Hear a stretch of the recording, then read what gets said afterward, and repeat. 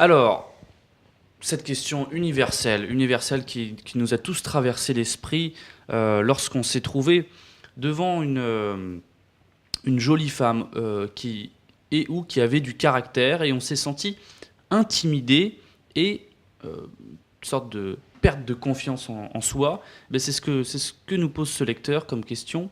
Pourquoi est-ce que je suis intimidé et pourquoi est-ce que je perds ma confiance lorsque je fais face à une fille qui je trouve jolie ou qui a du caractère? Une autre, plus contemporaine et qui recourrait moins Plus sociaux.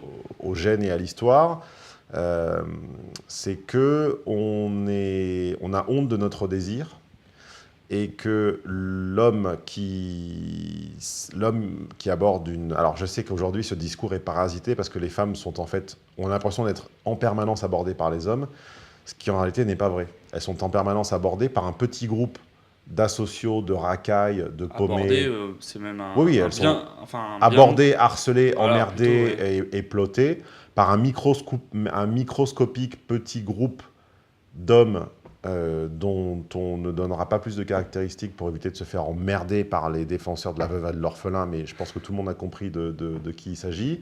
En grande majorité, il y a des récurrences qu'on ne peut pas ne pas voir. Donc il y a un certain groupe d'hommes qui passent leur temps à emmerder les femmes qu'ils ne peuvent pas avoir, mais en réalité, c'est sur la population encore minoritaire, peut-être plus pour longtemps, mais pour l'instant c'est minoritaire.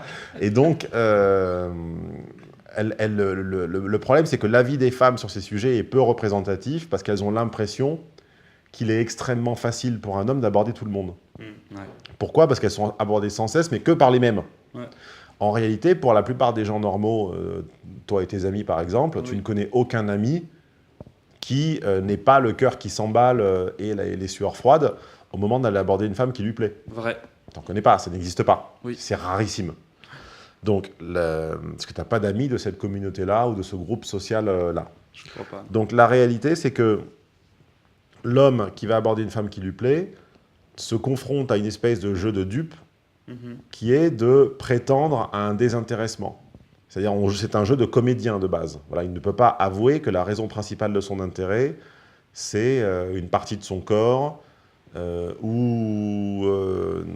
qui est globalement ça, puisque l'homme est purement esthétique, graphique, visuel, Mhm. et se motive uniquement par les yeux, c'est rarement par un autre sens, il ne peut pas l'avouer. Et donc du coup, sa plus grande peur est d'être démasqué, et que être démasqué le rende, qu'on se moque de lui en fait. C'est-à-dire qu'on se moque de son incapacité à assumer son désir et qu'on se moque du jeu de dupe qu'il est en train de jouer. Moquer notamment plus facilement que soit il y va seul et il a peur d'être moqué par le groupe, puisqu'en général les filles attrayantes ne sont jamais seules, sont toujours en groupe, soit il y va en groupe et là il a une double peur qui est d'être moqué devant ses amis. C'est ça. Hein, l'homme, il a en général assez peu de compassion pour celui qui n'a pas de succès avec les femmes. Ses amis n'hésiteront pas à lui ressortir au moment voulu Voilà. le râteau qu'il s'est mangé gentiment dans la face. Donc, le contexte dans lequel un homme va aborder une femme qui lui plaît est déjà un contexte de jeu de dupe où il joue déjà une comédie visant à simuler une espèce de forme de décontraction, alors qu'en réalité, il est tendu du bout d'en bas et du bout d'en haut. Voilà. Ouais. Donc cette comédie n'étant pas son métier, ça le rend déjà assez peu à l'aise. Mhm. Et ensuite, le processus qui s'enclenche, c'est que finalement, il est tellement perclus par son propre état intérieur qu'il rentre dans un monologue où il oublie totalement d'écouter ce que la fille lui répond, ne pensant qu'à sa réplique suivante. Mhm. Elle étant intuitive et forcément beaucoup moins tendue que lui, elle s'en rend compte que le mec n'écoute rien et qu'il est dans un monologue intérieur.